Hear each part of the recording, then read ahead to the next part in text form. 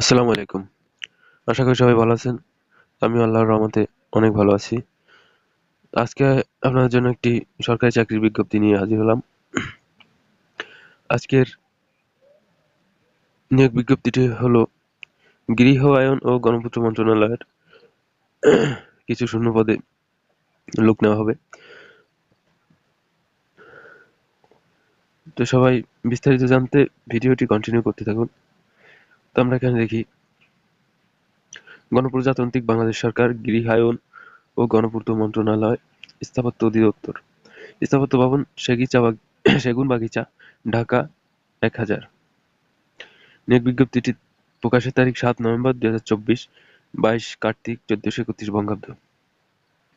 নিয়োগ বিজ্ঞপ্তি গৃহায়ন ও গণপূর্ত মন্ত্রণালয়ের অধীনে স্থাপত্য অধিদপ্তরের রাজস্ব খাতভুক্ত নিম্নবর্ণিত শূন্যপদসমূহে অস্থায়ী ভিত্তিতে সরাসরি নিয়োগের উদ্দেশ্যে বিজ্ঞপ্তিতে বর্ণিত নিয়মাবলী ও শর্ত সাপেক্ষে বাংলাদেশের সকল জেলার স্থায়ী নাগরিকদের নিকট হতে অনলাইনে আবেদনপত্র আহ্বান করা যাচ্ছে।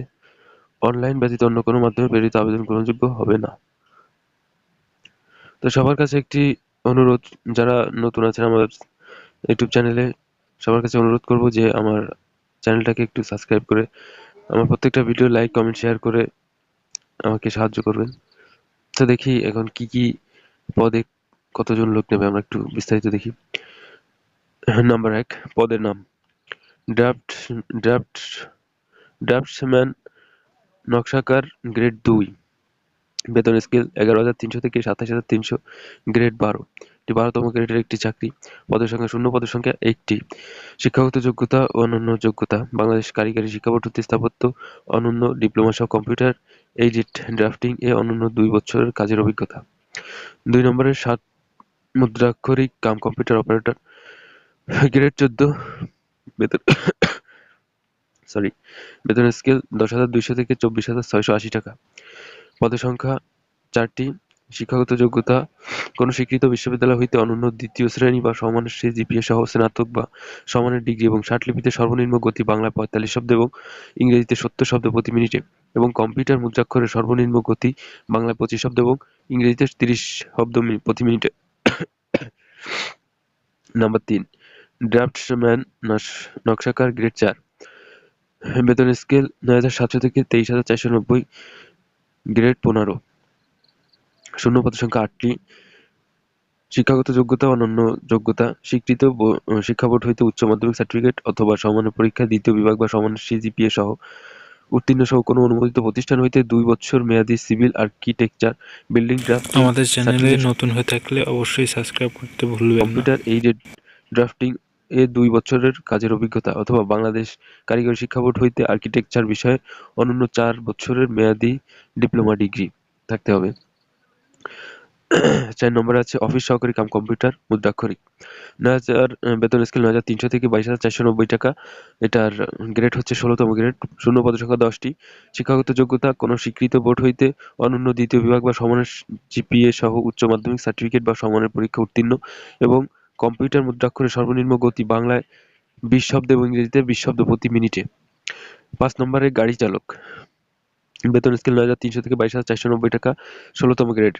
শূন্য পদের সংখ্যা ৩টি। শিক্ষাগত যোগ্যতা: কোনো স্বীকৃত বোর্ড হইতে জুনিয়র স্কুল সার্টিফিকেট, জেএসসি বা সমমানের পরীক্ষা উত্তীর্ণ। খ. বাংলাদেশের রোড ট্রান্সপোর্ট অথরিটি কর্তৃক ইস্যুকৃত বৈধ লাইসেন্স সহ ভারী লাইসেন্স, হালকা লাইসেন্স, ভারী হালকা যানবাহন চালনায় পারদর্শী। গ. লিখিত পরীক্ষা এবং বাংলাদেশ সড়ক পরিবহন কর্তৃক বিআরটিএ কর্তৃক মনোনীত প্রতিনিধির উপস্থিতিতে গৃহীত ব্যবহারিক পরীক্ষা উত্তীর্ণ প্রার্থীরাই মৌখিক পরীক্ষার জন্য যোগ্য বলে বিবেচিত হইবে। নম্বর ৬, সহকারী মডেল মেকার। বেতন স্কেল ৮,৮০০ থেকে ২১,৩১০ টাকা, ১৮তম গ্রেড। শূন্য পদের সংখ্যা ৩টি। শিক্ষাগত যোগ্যতা: কোনো স্বীকৃত বোর্ড হইতে মাধ্যমিক স্কুল সার্টিফিকেট বা সমমানের পরীক্ষা উত্তীর্ণ। খ. ২ বছর মেয়াদী civil architecture, building drafting certificate সহ কম্পিউটার এইডেড ড্রাফটিং এবং মডেল তৈরির কাজে ১ বছরের বাস্তব অভিজ্ঞতা থাকতে হবে। ৭ নম্বরে অফিস সহায়ক। বেতন স্কেল ৮,২৫০ থেকে ২০,০১০ টাকা, ২০তম গ্রেড। শূন্য পদের সংখ্যা ১৩টি। কোন স্বীকৃত বোর্ড হইতে মাধ্যমিক স্কুল সার্টিফিকেট, এসএসসি বা সমমানের পরীক্ষা উত্তীর্ণ। তো এই ছিল পদ সংখ্যা বা শূন্য পদের সংখ্যা এবং কততম গ্রেড থেকে কততম গ্রেডের পদগুলো। কি কি শিক্ষাগত যোগ্যতা চেয়েছে এগুলো আমরা সবাই দেখলাম। তো এখন দেখুন এখানে আছে বিশেষ দ্রষ্টব্য। ক্রমিক নং 6 এর সহকারী মডেল মেকার পদের জন্য মডেল তৈরির বাস্তব অভিজ্ঞতা বলতে কম্পিউটার সফটওয়্যার এর মাধ্যমে প্রণয়নকৃত প্রস্তুতকৃত 3টি মডেল নয়। ইহা স্থাপত্য নকশা অনুযায়ী কোনো স্থাপনার বাস্তব অবস্থার স্বহস্তে নির্মিত ক্ষুদ্রাকার প্রতিরূপ বুঝাবে। তো এটা আম, বোঝানো হয়েছে যে এখানে কম্পিউটার মাধ্যমে যে নকশা তৈরি বা এরকম কিছু বোঝাচ্ছে, কিন্তু এই কম্পিউটারের কম্পিউটার দিয়ে তৈরি করা এটা হবে না, আসলে এটা বাস্তবিকভাবে নির্মাণ করার একটা প্রতিরূপ বোঝাবে বা প্রতিরূপ দেখাতে হবে। নিম্নবর্ণিত শর্তাবলী আবেদন ফরম পূরণ এবং পরীক্ষা অংশগ্রহণের ক্ষেত্রে অবশ্যই অনুসরণ করতে হবে।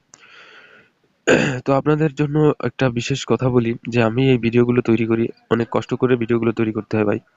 তো আপনাদের একটু অনুপ্রেরণা আমাকে, মানে আপনাদের একটু সাপোর্ট আমাকে অনেক অনুপ্রেরণা যোগায়। তাই আপনারা আমার ভিডিওগুলো সম্পূর্ণ দেখবেন, প্লাস আমার ইউটিউব চ্যানেলটাকে সাবস্ক্রাইব করবেন, প্লাস ভিডিওগুলো ভালো লাগলে লাইক করবেন, কমেন্ট করবেন এবং শেয়ার করতে ভুলবেন না।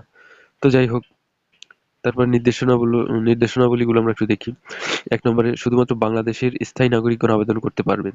তো এখানে শুধুমাত্র বাংলাদেশের স্থায়ী নাগরিকগণই আবেদন করতে পারবেন। বহিরাগত কোনো লোক বা অন্য দেশের কোনো নাগরিক কিন্তু এখানে আবেদন করতে পারবে না। তারপরে ২ নম্বর আছে কোনো পদে সরাসরি নিয়োগের জন্য কোনো ব্যক্তি যোগ্য বলে বিবেচিত হবে না যদি তিনি বাংলাদেশের নাগরিক না হন অথবা বাংলাদেশের স্থায়ী বাসিন্দা না হন অথবা বাংলাদেশের ডোমিসাইল না হন, এবং খ এমন কোনো ব্যক্তিকে বিবাহ করেন অথবা বিবাহ করার জন্য প্রতিশ্রুতিবদ্ধ হন যিনি বাংলাদেশের নাগরিক নন। তো এক্ষেত্রে আরো একটা বিষয় হচ্ছে, আপনি যদি কোনো ব্যক্তিকে বিবাহ করার জন্য আহ আবদ্ধ থাকেন, প্রতিশ্রুতিবদ্ধ হন, যেমন সে ধরুন অন্য দেশের নাগরিক, তাহলে এক্ষেত্রেও কিন্তু আপনি আবেদন করতে পারবেন না। তারপর ৩ নম্বরে আছে ১/১১/২০২৪ তারিখে প্রার্থীর ন্যূনতম ও সর্বোচ্চ বয়স হবে ১৮ থেকে ৩০ বছর। শুধুমাত্র বীর মুক্তিযোদ্ধা, শহীদ বীর মুক্তিযোদ্ধা, বীরাঙ্গনা সন্তানদের এবং শারীরিক প্রতিবন্ধী প্রার্থীদের ক্ষেত্রে বয়সসীমা ৩২ বছর শিথিলযোগ্য হবে। আবেদনপত্র গ্রহণের শেষ তারিখ পর্যন্ত চাকরিতে প্রবেশের বয়স সংক্রান্ত সর্বশেষ জারিকৃত প্রজ্ঞাপন বিধি কার্যকর হবে। বয়স প্রমাণের ক্ষেত্রে কোনো প্রকার এফিডেভিট গ্রহণযোগ্য হবে না। ৪ নম্বরে নিয়োগের ক্ষেত্রে সরকারি বিদ্যমান বিধিবিধান ও পরবর্তীতে এ সংক্রান্ত বিধিবিধানের কোনো সংশোধন হলে তা অনুসরণ করা হবে। ৫ নম্বরে প্রার্থী নির্বাচনের ক্ষেত্রে প্রচলিত সরকারি বিধি মোতাবেক সকল ধরনের সর্বশেষ কোটা পদ্ধতি নীতি অনুসরণ করা হবে। তো এখানে সর্বশেষ কোটা পদ্ধতি নীতি অনুসরণ করা হবে, তার মানে এই যে আমাদের জুলাইয়ের কোটা সংস্কার আন্দোলন গেল, এর পরবর্তীতে যে নিয়ম কানুন করা হয়েছে এই নিয়ম নীতি অনুসরণ করা হবে। তো ৬ নম্বরে আছে অসম্পূর্ণ বা ত্রুটিপূর্ণ আবেদন সরাসরি বাতিল বলে গণ্য হবে। ৭ নম্বরে সরকারি, আধা সরকারি ও স্বায়ত্তশাসিত প্রতিষ্ঠানে কর্মরত প্রার্থীদের অবশ্যই কর্তৃপক্ষের অনুমতিক্রমে আবেদন করতে হবে এবং মৌখিক পরীক্ষার সময় নিয়োগকারী কর্তৃপক্ষ কর্তৃক প্রদত্ত অনাপত্তির পত্রের মূল কপি জমা দিতে হবে। তো এখানে আপনি যদি কোনো সরকারি বা আধা সরকারি বা স্বায়ত্তশাসিত প্রতিষ্ঠানে কর্মরত থাকেন, এই মতাবস্থায় আপনার তাদের কাছ থেকে একটি ছাড়পত্র আনতে হবে এবং এটা মৌখিক পরীক্ষার সময় মূল কপি প্রদর্শন করতে হবে। ৮ নম্বরে মৌখিক পরীক্ষায় অংশগ্রহণের সময় জাতীয় পরিচয়পত্রের মূল কপি সহ সকল সনদপত্রের মূল কপি, প্রযোজ্য পদের ক্ষেত্রে অভিজ্ঞতার সনদ সহ প্রদর্শন করতে হবে। প্রার্থীদের জেলার স্থায়ী বাসিন্দা প্রমাণক হিসেবে ইউনিয়ন পরিষদ, পৌরসভা, সিটি কর্পোরেশন কর্তৃক প্রদত্ত নাগরিকত্ব সনদ ও আবেদনকারী বীর মুক্তিযোদ্ধার সন্তান, শহীদ বীর মুক্তিযোদ্ধার সন্তান ও বীরাঙ্গনার সন্তান হলে তিনি যে বীর মুক্তিযোদ্ধা, শহীদ বীর মুক্তিযোদ্ধা, বীরাঙ্গনার সন্তান এ মর্মে সংশ্লিষ্ট ইউনিয়ন পরিষদ, পৌরসভা, সিটি কর্পোরেশন কর্তৃক প্রদত্ত সনদের মূল কপি প্রদর্শন করতে হবে। এছাড়া শারীরিক প্রতিবন্ধী, ক্ষুদ্র নৃগোষ্ঠী এবং তৃতীয় লিঙ্গের প্রার্থীদের সর্বশেষ সরকার প্রজ্ঞাপন নীতিমালা অনুযায়ী উপযুক্ত কর্তৃপক্ষ কর্তৃক প্রদত্ত মূল সার্টিফিকেট মৌখিক পরীক্ষার সময় প্রদর্শন করতে হবে। ৯ নম্বরে মৌখিক পরীক্ষার সময় অনলাইনে পূরণকৃত অ্যাপ্লিকেশন ফর্ম সহ জাতীয় পরিচয়পত্র, সকল শিক্ষাগত যোগ্যতার সত্যায়িত সনদ, বিশেষ কোটার প্রযোজ্য ক্ষেত্রে এ অভিজ্ঞতা সনদের সমর্থনে প্রযোজ্য ক্ষেত্রে সংশ্লিষ্ট কর্তৃপক্ষ কর্তৃক প্রদত্ত সনদপত্রের এক সেট সত্যায়িত ফটোকপি দাখিল করতে হবে। এছাড়া জেলার স্থায়ী বাসিন্দার প্রমাণক হিসেবে ইউনিয়ন পরিষদ, পৌরসভা, সিটি কর্পোরেশন কর্তৃক প্রদত্ত সনদ এবং আবেদনকারীর বীর মুক্তিযোদ্ধা, শহীদ বীর মুক্তিযোদ্ধা ও বীরাঙ্গনার সন্তান হলে তিনি যে বীর মুক্তিযোদ্ধা, শহীদ বীর মুক্তিযোদ্ধা, বীরাঙ্গনার সন্তান এই মর্মে সংশ্লিষ্ট ইউনিয়ন পরিষদ, পৌরসভা, সিটি কর্পোরেশন কর্তৃক প্রদত্ত সনদ ও ক্ষুদ্র নৃগোষ্ঠী, শারীরিক প্রতিবন্ধী ও তৃতীয় লিঙ্গের প্রার্থীদের উপযুক্ত কর্তৃপক্ষ কর্তৃক প্রদত্ত সনদের এক সেট সত্যায়িত ফটোকপি দাখিল করতে হবে। প্রতিবন্ধী প্রার্থীদের লিখিত পরীক্ষা প্রযোজ্য ক্ষেত্রে প্রতিশ্রুতি লেখকের প্রয়োজন প্রয়োজন হলে আগামী 13/12/2024 তারিখের মধ্যে নিয়োগ কমিটির সভাপতি বরাবর আবেদন করতে হবে। কেউ প্রকৃত তথ্য উম, ও যোগ্যতা গোপন করে অথবা ভুল মিথ্যা তথ্য দিয়ে আবেদন করলে তার আবেদনপত্র বাতিল করা হবে। এক্ষেত্রে কর্তৃপক্ষের সিদ্ধান্ত চূড়ান্ত বলে গণ্য করা হবে। প্রার্থীর লিখিত ব্যবহারিক প্রযোজ্য ক্ষেত্রে মৌখিক পরীক্ষা গ্রহণ করা হবে। পরীক্ষার স্থান সময়সূচি পরবর্তীতে জানানো হবে। পরীক্ষায় অংশগ্রহণের জন্য কোনো প্রকার ভ্রমণ ও দৈনিক ভাতা টিএডিএ প্রদান করা হবে না। কোনো প্রকার কারণ দর্শানো ব্যক্তি রেখে নিয়োগকারী কর্তৃপক্ষ যে কোনো আবেদন গ্রহণ অথবা বাতিল এবং নিয়োগ কার্যক্রমের আংশিক সম্পূর্ণ পরিবর্তন, বাতিল এবং পদের সংখ্যা হ্রাস বৃদ্ধির ক্ষমতা সংরক্ষণ করেন। এক্ষেত্রে নিয়োগের ক্ষেত্রে নিয়োগকারী কর্তৃপক্ষের সিদ্ধান্তই চূড়ান্ত বলে গণ্য হবে।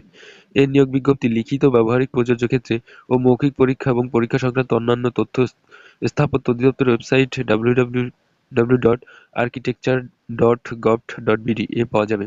অনলাইনে আবেদন পূরণ সংক্রান্ত নিয়মাবলী ও করণীয়। তো আমি আজকে খুব অসুস্থ, যার কারণে আমার একটু কথা বলতে অসুবিধা হচ্ছে। তারপরেও আপনাদের সুবিধার্থে আমি ভিডিও দিতেছি। তো আপনারা সবাই আমাকে একটু বেশি বেশি করে সাপোর্ট করবেন। আপনাদের কাছে শুধু আমার এতটুকুই চাওয়া, আপনাদের একটু সাপোর্ট চাই আমি। আপনাদের সাপোর্ট পেলে আমি আরো অনুপ্রাণিত হব, প্লাস অনুপ্রাণিত হয়ে আপনাদের আরো ভালো ভালো ভিডিও দেওয়ার চেষ্টা করব। তো এবার আমরা 15 নম্বরে অনলাইনে আবেদন পূরণ সংক্রান্ত নিয়মাবলী ও করণীয় কি কি আছে তা একটু দেখে নিই। ক নম্বরে পরীক্ষা অংশগ্রহণের আগ্রহী প্রার্থীগণ http://architecture.teletalk.com.bd এই ওয়েবসাইটে আবেদনপত্র পূরণ করবেন। আবেদনের সময়সীমা নিম্নরূপ: অনলাইনে আবেদন পূরণ ও পরীক্ষার ফি জমানোর শুরুর তারিখ ও সময় 13/11/2024 খ্রিস্টাব্দ, অর্থাৎ 13 তারিখ নভেম্বর মাসের 2024 সালের নভেম্বর মাসের 13 তারিখ সকাল 10 ঘটিকা হতে অনলাইন আবেদনপত্র জমাদানের শেষ তারিখ ও সময় 9 তারিখ ডিসেম্বর মাসের 9 তারিখ 2024 সালে বিকাল 5 ঘটিকা পর্যন্ত। উক্ত সময়ের সীমার মধ্যে ইউজার আইডি প্রাপ্ত প্রার্থীগণ অনলাইনে আবেদনপত্র সাবমিটের সময় থেকে পরবর্তী 72 ঘন্টার মধ্যে এসএমএস এ পরীক্ষার ফি জমা দিতে পারবেন। অনলাইন আবেদনপত্রে প্রার্থী তার সদ্য তোলা রঙিন ছবি, দৈর্ঘ্য 300 × প্রস্থ 300 পিক্সেল ও স্বাক্ষরের দৈর্ঘ্য 300 × 80 পিক্সেল স্ক্যান করে নির্ধারিত স্থানে আপলোড করবেন। ছবির সাইজ সর্বোচ্চ 100 কেবি ও স্বাক্ষরের সাইজ সর্বোচ্চ 60 কেবি হতে হবে। গ নম্বরে অনলাইন আবেদনপত্রে পূরণকৃত তথ্যই যেহেতু পরবর্তীতে সকল কার্যক্রমে ব্যবহৃত হবে, সেহেতু অনলাইনে আবেদন সাবমিট করার পূর্বে পূরণকৃত সকল তথ্যের সঠিকতা সম্পর্কে প্রার্থী নিজে শতভাগ নিশ্চিত হবেন। তো আপনারা যখন আবেদন করবেন তখন আবেদনপত্র সাবমিট করার আগে আপনারা একটু ভালো করে চেক করে নেবেন যাতে কোনো ভুল ত্রুটি না থাকে। ঘ নম্বরে প্রার্থী অনলাইনে পূরণকৃত আবেদনপত্র একটি প্রিন্ট কপি পরীক্ষা সংক্রান্ত যে কোনো প্রয়োজনে সহায়ক হিসেবে সংরক্ষণ করবেন এবং মৌখিক পরীক্ষার সময় এক কপি জমা দিবেন। এসএমএস প্রেরণের নিয়মাবলী ও পরীক্ষার ফি প্রদান। অনলাইনে আবেদনপত্র যথাযথভাবে পূরণপূর্বক নির্দেশনা মতো ছবি ও স্বাক্ষর আপলোড করে আবেদনপত্র সাবমিট করা সম্পন্ন হলে কম্পিউটারে ছবি সহ অ্যাপ্লিকেশন প্রিভিউ দেখা যাবে।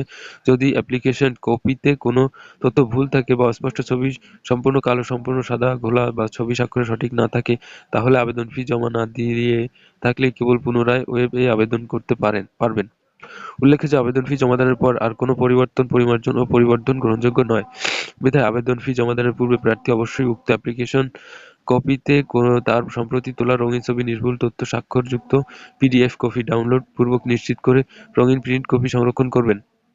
অ্যাপ্লিকেশন কপিতে একটি ইউজার আইডি নম্বর দেওয়া থাকবে এবং ইউজার আইডি নম্বর ব্যবহার করে প্রার্থী নিম্নোক্ত পদ্ধতিতে যে কোনো টেলিটক প্রিপেইড মোবাইল নম্বরের মাধ্যমে 2টি এসএমএস করে পরীক্ষার ফি বাবদ নিয়োগ বিজ্ঞপ্তিতে বর্ণিত ছকে 1 নং ক্রমিকের জন্য পরীক্ষার ফি বাবদ 300 টাকা এবং টেলিটক এর সার্ভিস চার্জ 35 টাকা সহ মোট 335 টাকা এবং ক্রমিক 2 থেকে 5 নং ক্রমিকের জন্য পরীক্ষার ফি বাবদ 200 টাকা ও টেলিটক এর চার্জ 23 টাকা সহ মোট 223 টাকা এবং 6 ও 7 নং ক্রমিকের জন্য পরীক্ষার ফি বাবদ 100 টাকা ও টেলিটক এর সার্ভিস চার্জ 12 টাকা সহ মোট 112 টাকা অনধিক 72 ঘন্টার মধ্যে জমা দিবেন।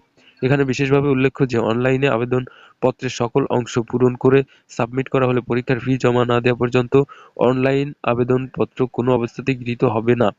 এসএমএস এর নিয়মাবলী। প্রথমে SMS architecture space user ID লিখে সেন্ড করতে হবে 16-222 নম্বরে। Example architecture ABCDEF and send to 16-222। Reply application name টাকা এত, will be charge it as application fee, your pin is এত, to pay fee, type architecture space yes space pin and send to 16 222। দ্বিতীয় SMS architecture space yes space pin লিখে send করতে হবে 16 222 নম্বরে। Example architecture yes 1 2 3 4 5 6 7 8 and send to 16 222 নম্বরে। তো এরপর reply আসবে, congratulations application name payment complete successful for architecture application for post name user ID ABCDF and password dot dot. প্রবেশপত্র প্রাপ্তির বিষয়টি http://architecture.teletalk.com.bd ওয়েবসাইটে প্রার্থীর মোবাইল ফোনে SMS এর মাধ্যমে শুধুমাত্র যোগ্য প্রার্থীদেরকে যথাসময়ে জানানো হবে। অনলাইন আবেদনপত্রে প্রার্থীর প্রদত্ত মোবাইল ফোনে পরীক্ষা সংক্রান্ত যাবতীয় যোগাযোগ সম্পন্ন করা হবে বিধায় উক্ত নম্বরটি সার্বক্ষণিক সচল রাখা, SMS পড়া এবং প্রাপ্ত নির্দেশনা তাৎক্ষণিকভাবে অনুসরণ করা বাঞ্ছনীয়। তো আপনারা যে নম্বরটি ব্যবহার করবেন অ্যাপ্লিকেশন করার সময়, ওই নম্বরটি সবসময় খোলা রাখার চেষ্টা করবেন, অন্যথায় কিন্তু আপনি এই ইনফরমেশনগুলো পাবেন না। তো আশা করি সবাই বিষয়টি বুঝতে পারছেন। আজকের ভিডিও এই পর্যন্ত ছিল। সবাই ভালো থাকবেন, সুস্থ থাকবেন এবং আমার ইউটিউব চ্যানেলে নতুন হয়ে থাকলে অবশ্যই সাবস্ক্রাইব করতে ভুলবেন না এবং ভিডিওটি ভালো লাগলে লাইক, কমেন্ট এবং শেয়ার করবেন। সবাইকে ধন্যবাদ। আর আশা করি সবসময় মানে প্রতিদিন 5 ওয়াক্ত নামাজ আদায় করার চেষ্টা করবেন, কারণ ইহকাল